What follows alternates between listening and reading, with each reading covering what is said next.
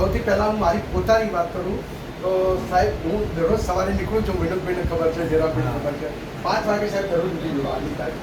કોઈ પણ રસ્તામાં ટ્રેક્ટર હોય, એક્ટિવા, બાઇક, છકડો, રિક્ષા, છાપાવાળો, ચાવાળો, દરેકને નમસ્કાર કહેવાનો.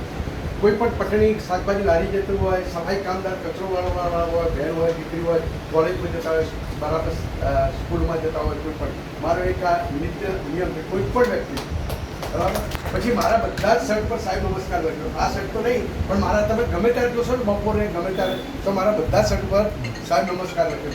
બરાબર એક બધા દરેક પ્રત્યે લાગણી પ્રેમ, બીજું કશું નહીં પણ દરેક પ્રત્યે પ્રેમ લાગણી. બરાબર હવે આજે સાહેબ શ્રી અતુલભાઈ અને અમિતભાઈના વિનોદભાઈ આજે આ કાર્યક્રમ રાખ્યો છે તો ખરેખર તમે એમના માટે તાળીઓ પાડો છું કે તમારા માટે આ કાર્યક્રમ રાખ્યો છે. એમને બોલાય ખરેખર ખૂબ ખૂબ અભિનંદન છે. ખૂબ એમનો આપણે બધા આભાર માનીએ છીએ કે આ ત્રણેય સાહેબોએ તમારા માટે આ કાર્યક્રમ રાખ્યો છે. બરાબર હવે વ્યસન સાહેબ તો છેલ્લા 15 વર્ષથી કામ કરે છે. 15 વર્ષથી 1-2 વર્ષથી હું તો 2020માં રિટાયર થયો. અમે સાહેબ અને વિનોદભાઈ બધા 3 જણા તો મિત્રો જેવા છીએ.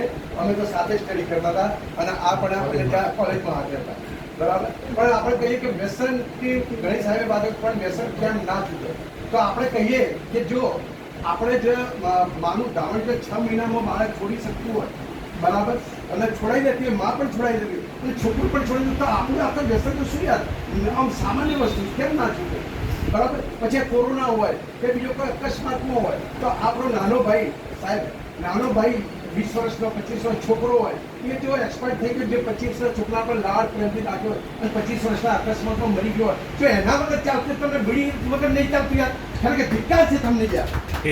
તમારે 15-20 વર્ષનો છોકરો મરી ગયો તમારો ભાઈ મરી ગયો અને તમને એના વગર ચાલે છે તો વ્યસન વગર નહીં ચાલતું ખરેખર. અને બીજી વસ્તુ એક સાહેબ કીધું કે તમે લોકો વ્યસન કરો છો ને એ એટલા માટે કે તમને તમારા પરિવાર પ્રત્યે લાગણી નથી.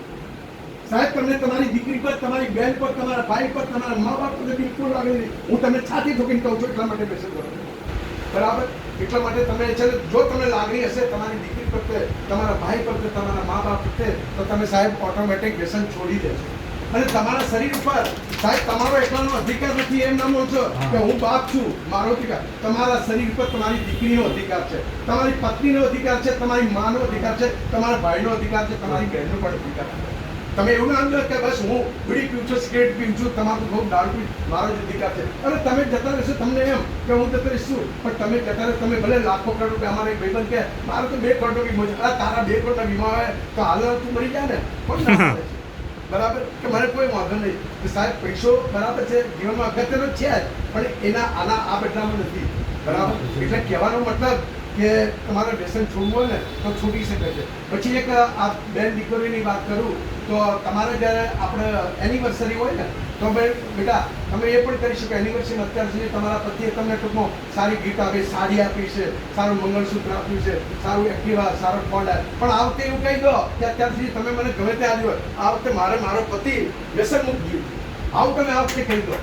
તો એક હિંમત કરો. અને શું ઘણી વાર બેન દીકરીઓ શું કરે છે કંઈક પેલો લાલચ આપણે હેરા આપતો કે બજારમાં જઈને બીજા કંઈ અને વાત આપણે ભૂલવાડી દે પણ તમે આ વખતે એ પણ કહી શકો. પછી બેનને વિનંતી કે જે રક્ષાબંધન હોય ને રક્ષાબંધનમાં આપણે ભાઈને પણ એક દર વખતે કંઈક ગિફ્ટ આપતા હોય છે તો આ વખતે એમ કહો મારો ભાઈ તંદુરસ્ત જોઈએ, કેન્સર મુક્ત જોઈએ, બરાબર કોઈ ફેફસાનો રોગ ના થાય, લીવરના રોગ ના થાય આવું મારે ભાઈ જોઈએ તો આપણે એ પણ માગી શકીએ. એટલે વ્યસન છોડાવવા માટે તો આપણી પાસે ઘણા બધા રસ્તા છે. વ્યસનમાં ના કીધું સાહેબે કે વ્યસન કરવાથી આપણે તમારી આપણું સાહેબે કીધું વ્યસન ગમે ત્યાં આ તો દારૂની વાત થઈ તમે તમાકુ એ કરતા હોય પાછી તમે તમારા મિત્રો કેવા હોય તમાકુવાળા જ હોય.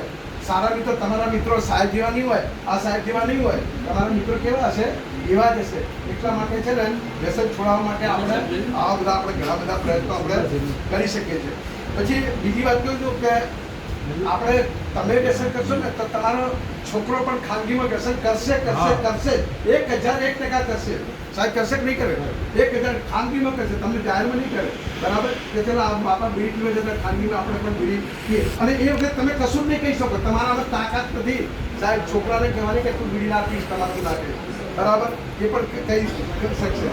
બરાબર પછી બીજું એક બેન દીકરીઓ તમને બેટા સાંભળો, અમારામાં એક રિવાજ છે કે જે વરરાજા જ્યારે પરણીને આવે ને તો અમારે ઘરનું બારણું બેન દીકરી રોકે. તમારામાં છે કંઈ ખબર નહીં રોકે છે તમારે બધે હોય અને તો બરાબર તમે પણ રોકતા હશો તો તમે શું કરો છો? ભાઈનું બારણું રોકી શું કરો? પૈસા માંગો છો. પણ આ વખતે તમારે એક આ નિર્ણય કરવાનો, તમે પણ કહી દો બરાબર. બહેનો ખાસ તમે બીજી બહેનો કહો કે ભાઈ આ વખતે આપણો ભાઈ પરણીને આવે ને તો આપણે કહેવાનું કે ભાઈ તારું શરીર તંદુરસ્ત જોઈએ, ભાભી તંદુરસ્ત જોઈએ, શરીર તંદુરસ્ત હોય ને તો આપણે એવું કરીએ કે બાળું મૂકીએ તો તંદુરસ્ત જીવન વ્યસન મુક્ત ભાઈ મારે જોઈએ. આવું પણ તમે કહી શકો બરાબર. એટલે વ્યસન મુક્તિ માટે આપણે એ પણ કહી શકીએ છીએ બરાબર. એ ઘણા લોકો એવું કહે છે સાહેબ, તમારામાં ઘણા લોકો એવું કહેતા છે કે કંઈ નહીં, આ બધા જે વ્યસન નહીં કરતા હોય ને એને એટેક આવે છે બરાબર, એ મરી જાય છે. અમે તો વ્યસન વર્ષોથી કરીએ 50 વર્ષથી ચાલે, અમને કોઈ થતું નહીં. અરે ભાઈ તું પ્રભુનો આભાર માન કે તારામાં રોગ પ્રતિકારક શક્તિ સારી છે બરાબર. હું કોઈ વ્યસન નહીં કરું, મને 2 એટેક આવ્યા સાહેબ. મને મારા વ્યસન એટલે 2 એટેક આવ્યા બરાબર. અને જે વ્યસન કરે એને કશું થતું નહીં. પણ એટલે ભગવાનનો એટલો આભાર માન. અને જેને સાહેબ થાય છે ને એના તો હોંડા ગગડી જાય છે. અમે નરેશભાઈ તો સાહેબ છે ને બધા કેટલા દવાખાનામાં જઈ જોયેલું છે. જેને કેન્સર થઈ હોય, બીજા રોગ થયા હોય, આમ ડાચો આમ થઈ ગયો હોય, કોઈ ના કરે બરાબર. આમ તમને ફોટા જોઈએ ને ખરેખર એવા ફોટા તો હું પણ જોઈ શકતો નહીં. એવા ફોટા ડેન્જર હોય છે. એટલા માટે વ્યસન છોડવા માટે તો આપણે એ પણ કરી શકીએ. પછી ભગવાન એટલે આખું શરીર સુંદર શરીર આપ્યું. આપણે કોને કાન છે ને 50,000 પણ નહીં આવતા, આમ નહીં આવતા બરાબર. અને આપણા એક્ટિવા બાઇક કે ગાડીમાં એની અંદર પણ કેરોસીન કે બરાબર બીજું નાખતા નહીં. તો આપણા આવું ભગવાને લાખો કરોડો રૂપિયાનું શરીર આપ્યું. એની અંદર તમે આ બીડી, તમે વિચારો ખરું, બીડી પીવો, તમાકુ ખાઓ, દારૂ પીવો, એ અંદર શરીરમાં જાય એટલે કેટલું અયોગ્ય કહેવાય. તમે બીજું નામ જો ભગવાનનું તો વિચારો કે ભગવાન જે મને આટલું શરીર સરસ આપ્યું.